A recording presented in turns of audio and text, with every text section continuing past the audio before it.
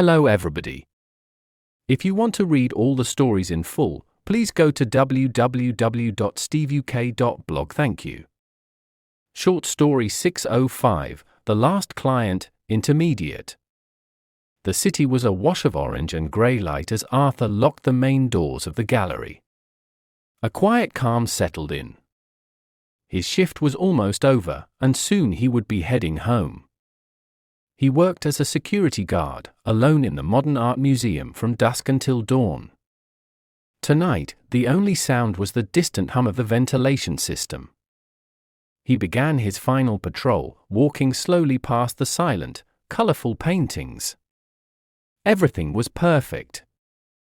The paintings were in place, the lights were set, and the security cameras showed empty corridors. He was about to leave the main hall when he saw it. A small, dark mark on the edge of the large painting called Urban Sunset. He was sure it had not been there an hour ago. He knew every detail of every piece in the gallery. He took a step closer, shining his small torch on the canvas. The mark was not a scratch, but a tiny hole. A tiny hole in a very valuable painting. His heart began to beat faster. He had to call his supervisor. He reached for the radio on his belt, but it was dead. He tried his phone. No signal. The gallery's emergency landline was also silent. A sudden, sharp sound made him jump. It came from the staff entrance at the back of the building. The sound of a key in the lock. Someone was inside the gallery with him. The only person who knew the gallery's security systems and schedule was the man who had stayed just before closing, a smartly-dressed gentleman who called himself Mr. Gray. He had asked a lot of questions about the alarm system. Arthur quickly moved behind a large, dark sculpture, his breath held tight. The door opened slowly.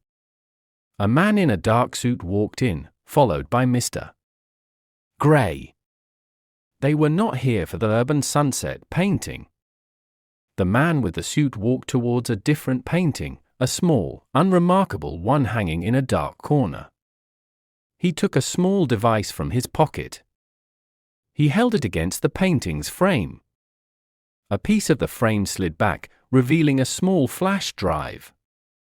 They took the drive and left. The gallery was quiet once more. Arthur waited a full 5 minutes before moving. He then went to the dead radio and sent out a signal. Code 7. 2 men. Black sedan, number plate C963EFG. They have the data. The paintings were a distraction. A voice replied instantly. We are on our way, Arthur. Great work. He smiled. He was a security guard, not a hero, but he had just caught a very clever pair of criminals. The art was safe. The real treasure was already in a police database, thanks to him. Vocabulary notes. A wash of.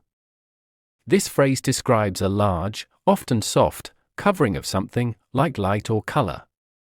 In the story, it paints a picture of the sky at a certain time of day, where the colors are spread out softly. Example, the city was a wash of orange and grey light. Similar words, a blanket of, a spread of, a haze of. The hum of. A hum is a low, continuous sound, often made by machinery. It's a useful word because it helps to describe a quiet but constant background noise. Example, the only sound was the distant hum of the ventilation system. Similar words, a drone, a buzz, a murmur. Unremarkable. This word is an adjective that means not interesting or not special. It is used to describe something that doesn't stand out from other things. In the story, the criminals chose this painting because no one would expect it to be important.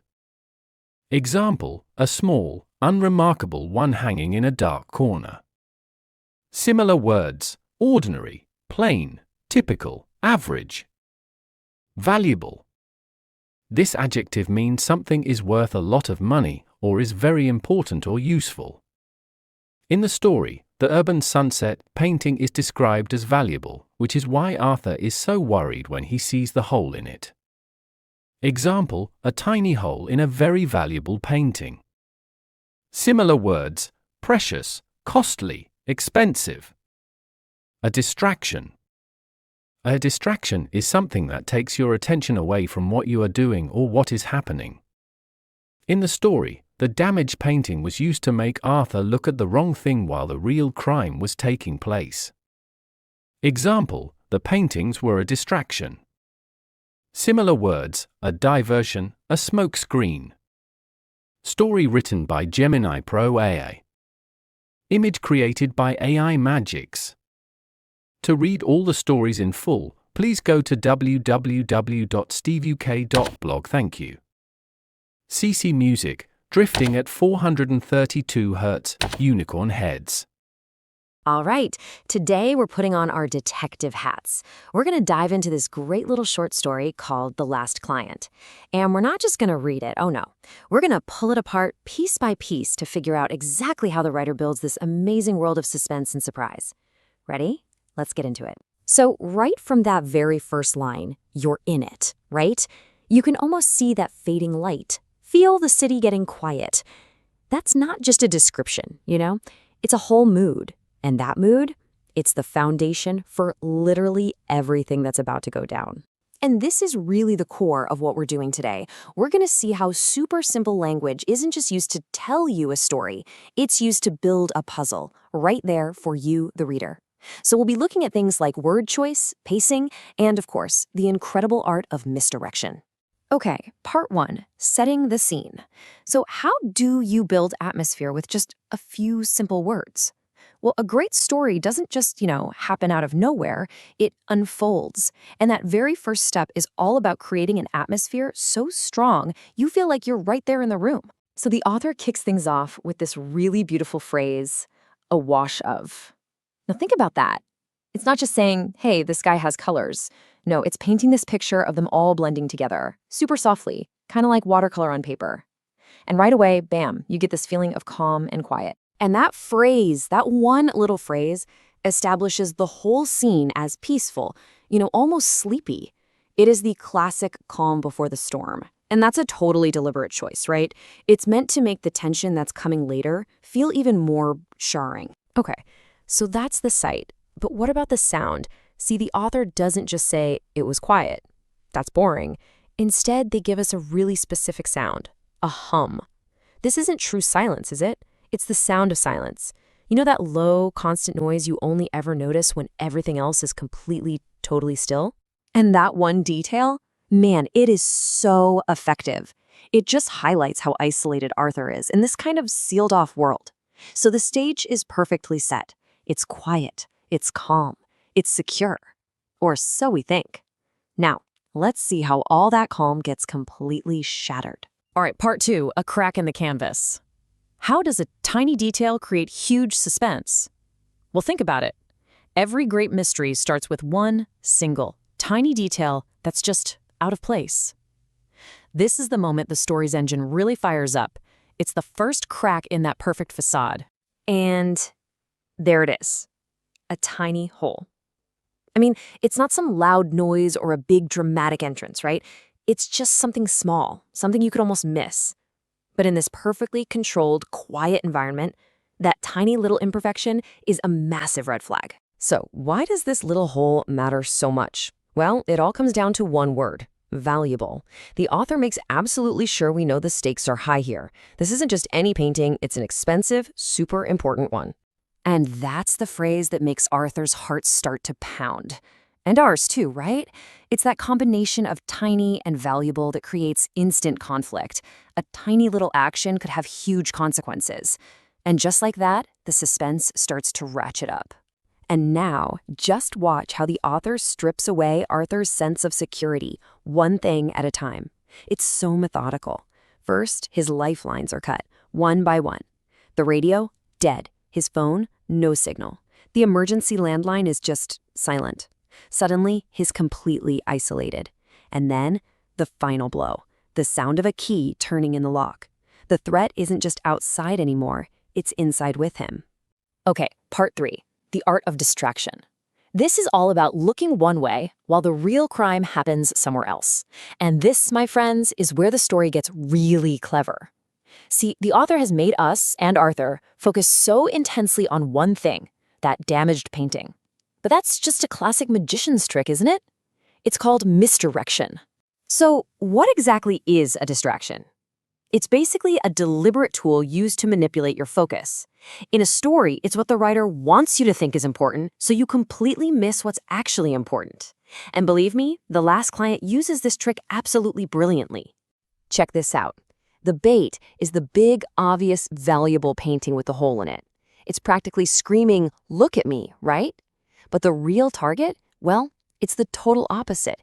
It's something small, something hidden, and something that seems completely worthless. And the key to the whole thing is that one word, unremarkable. The real target is literally designed to be ignored. I mean, what's the perfect camouflage?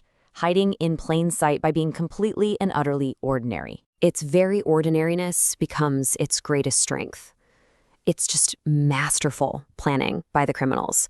And of course, masterful storytelling by the writer. The answer was right there in front of us the whole time, and we missed it. Part 4, the real heist revealed. And this was never about the art. Okay, so we followed the clues, we totally fell for the distraction, and now it is time for the big reveal. This is that amazing moment when the entire story just flips on its head and we finally realize what's actually been going on. Just look at the efficiency of this operation. These guys are pros. Their actions are so precise, they enter silently. They completely ignore the damaged art that Arthur was freaking out about. They go straight to the hidden frame, they grab the flash drive, and poof, they vanish. They don't even glance at the valuable painting. Their goal was never art, it was data. And here it is, the twist. With one single line from Arthur's radio, Code 7, they have the data. The paintings were a distraction. The whole story just gets reframed. This wasn't an art heist at all. It was an intelligence op. And that means Arthur isn't just a security guard. He's an agent playing a part. And get this, the distraction wasn't just for him. It was for us, the reader, too. We were played right along with him.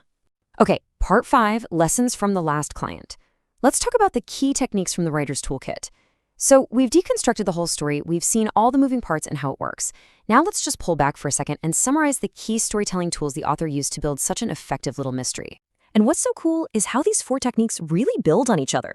First, you build a strong atmosphere with sensory words. Then you use one small, out-of-place detail to create big suspense. Next, you master the art of misdirection, using that suspense to your advantage. And finally, you reframe the whole story with a final twist that makes the reader see everything in a new light. It's like a perfect little narrative machine. And really, that's what this story leaves you with, isn't it? It's a fantastic reminder, not just in stories, but in life, to try and look past the really obvious distractions. It makes you wonder, doesn't it? What unremarkable things are you ignoring right now that might just hold the real secret? Something to think about. That's all for this explainer.